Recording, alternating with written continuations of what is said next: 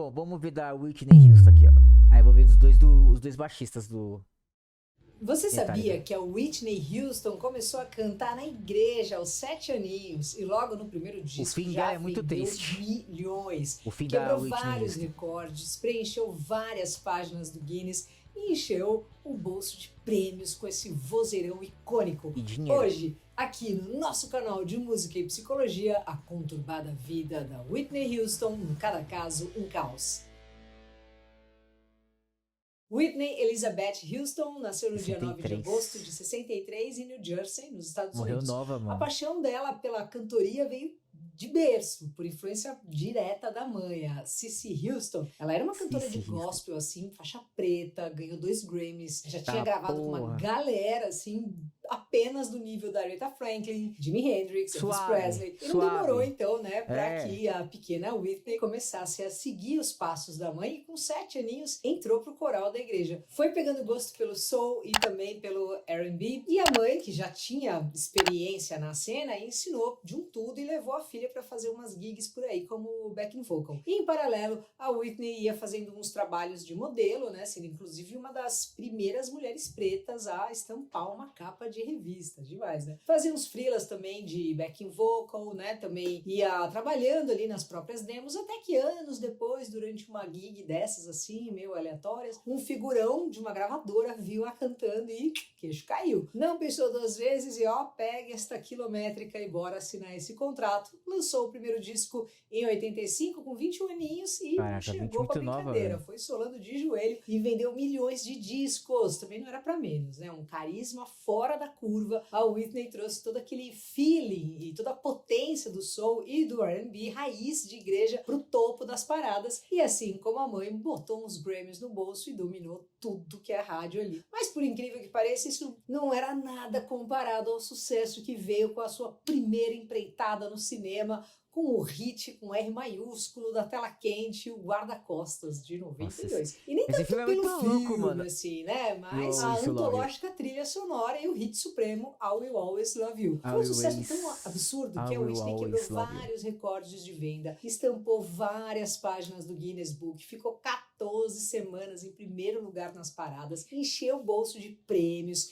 e, claro, né, de muitos e muitos dinheiros. Só que no backstage a realidade era outra pegada e os problemas começaram ali na infância, né? No documentário Whitney de 2018, eles falam ali, né, que ela sofreu abuso sexual de uma prima quando ela tinha ali seus 7, 8 Aí anos. é E não foda, contou isso pra parça. quase ninguém, porque ela tinha vergonha e se culpava, achando que tinha feito alguma coisa errada, que ela que tinha provocado, enfim, era uma criança, né? Então não tem absolutamente culpa de nada. E não para por aí, não. O irmão, o Michael, contou que ela começou a usar drogas super cedo e pior por influência dele ainda, né? Como eles faziam tudo juntos, assim, desde pequenos, não foi diferente quando as drogas apareceram. Então ele disse que a irmã experimentou heroína com, Nossa.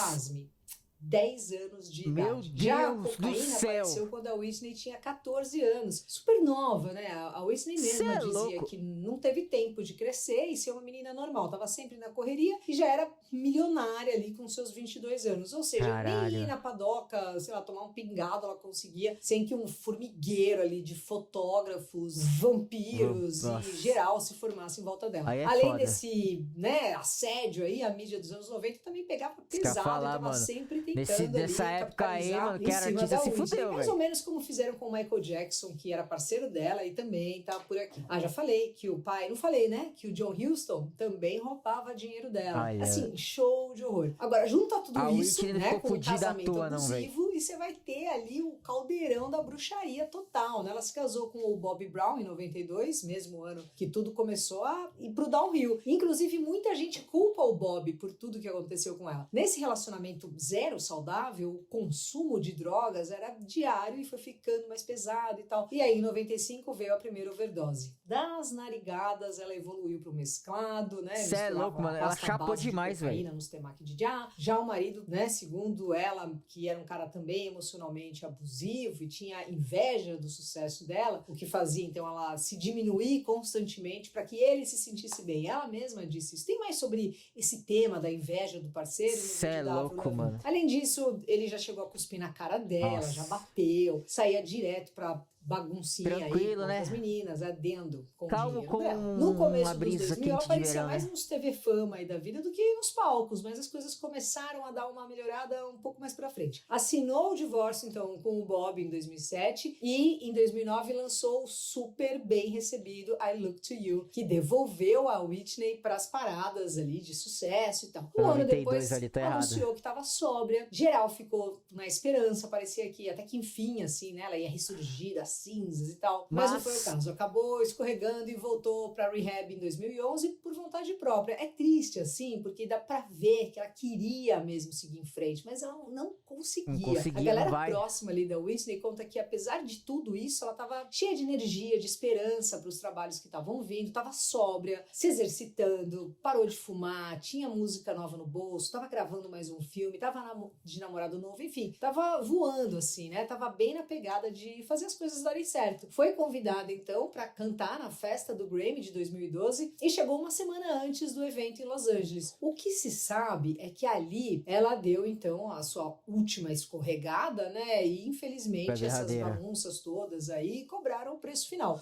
No dia da festa ali do Grammy, a Whitney foi encontrada morta na banheira do hotel depois de uma parada respiratória por causa, né, dessa combinação de cocaína, de remédios controlados e tal, que acabaram também piorando a doença cardíaca que ela já tinha. Foi um baque, assim, pra geral. Só se falava disso, Eu lembro mas disso, ninguém sentiu mais do que a filha da Whitney, né? A Bobbi Kristina, que era melhor amiga e ficou, assim, inconsolável. Ela nunca arredou o pé do lado da mãe, principalmente nos momentos ruins ali. A Bobbi, que também sonhava, né, em ser cantora, assim como a mãe, como a avó, acabou, infelizmente, também sendo encontrada morta 3 anos depois, do mesmo jeito que a mãe. Bom, a Whitney teve o funeral dela na mesma igreja onde começou a cantar, fechando esse ciclo que, apesar de conturbado, deixa aí pra gente esse legado inesquecível, essa voz maravilhosa, né, com esse muito triste, único, véio, que ainda vai ecoar por muitas e muitas décadas. Então, um enorme viva a diva suprema Whitney Houston.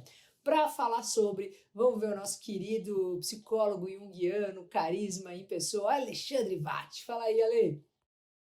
Oi, Ale. Salve, Luca e toda a galera querida aqui do Cada Caso um Caos. Hoje eu vou falar um pouquinho sobre talvez a maior de todas as divas, que é a Whitney Houston. Olha só, não dá para falar apenas em um episódio dessa gigante diva que é a Whitney Houston. E o que eu quero ressaltar aqui, de muitas coisas que a Luca falou, é um aspecto que inclusive vai aparecer na história do Michael Jackson, que também está aqui no Cada Caso um Caos, confere lá, que é que seguinte aspecto, é o aspecto do adultecer. O que é o adultecer? Vocês foram ouvindo quando a Luca falou toda a trajetória da Whitney Houston, desde muito nova, uma família que já estava inserida toda na música, a mãe, ela foi acompanhando a mãe, parecida com a história do Michael, né? Inclusive a Luca fala aqui de inclusive abusos, né? Que ela acaba sofrendo também em tenra idade. Tudo isso vai configurando o que a gente chama do quê? De adultecer. A criança, ela é privada de ser criança e ela precisa virar adulta para lidar, né, para dar conta dessa vida atribulada, já de uma série de compromissos, de ter que cantar bem, de ter as performances. E aí o que a gente faz? Na psicologia junguiana, a gente fala o seguinte, ó, eu pego a criança e coloco ela na minha sombra, vai pro inconsciente, e aqui eu coloco o adulto, né? Só que eu ainda sou uma criança de fato. E aí como é que eu faço para lidar com essa realidade que é muito dura? Eu preciso ter fugas, e uma das fugas, infelizmente, é a adição, né? A drogadição, e aí ela se tornou uma adicta. Então, o que é importante a gente ressaltar? Toda criança precisa ter uma vida de criança. Então é ótimo que nossos talentos eles vão se despontar desde a infância, isso é muito importante, mas nós precisamos respeitar o universo da criança. Isso é sério. Então o que ela foi fazer? Ela foi abusar das substâncias como um escape dessa realidade, que era muito dura, muito complicada. Então a droga nesse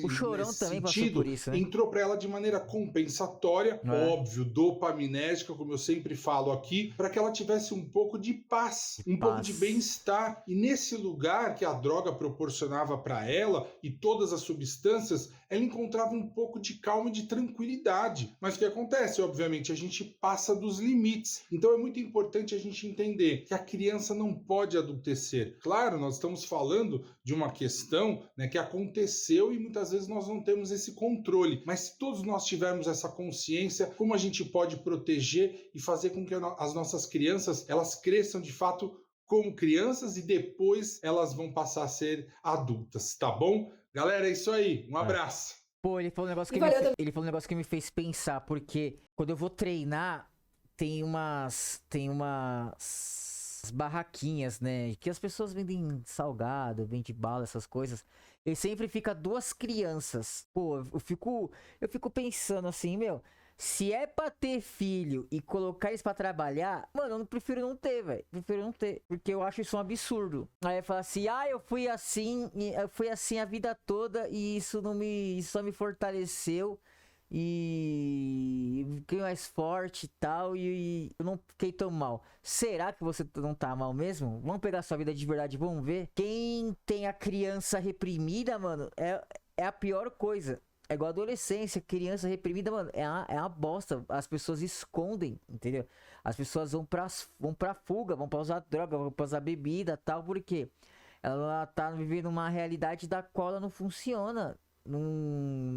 Ela não teve um amadurecimento da criança pra ter a vida adulta. Não, ela, tipo assim, é uma criança que já tem que ir pra rua pra pedir esmola, tá ligado? Eu fico pensando nisso, meu. Isso quebra a cabeça da criança. Porque quando as pessoas têm filho, a última coisa que elas pensam, nesse caso aqui, tá? Quando a pessoa é pobre, não tem dinheiro pra sustentar a criança e tal, ela não pensa na criança. Ela pensa em único e exclusivamente satisfazer o desejo dela. Aí que, sabe pra quem? Pra criança. Aí a criança vira o capeta, né? A criança vira um adulto não funcional e ninguém coloca a culpa vamos colocar a culpa na criança, ninguém coloca a culpa nos pais, né? Porque é proibido culpar os pais do Brasil, né? Os comentários padrão, né? Vamos pro próximo. Se curtiu, se inscreva no canal e deixe um like com comentário. Até mais!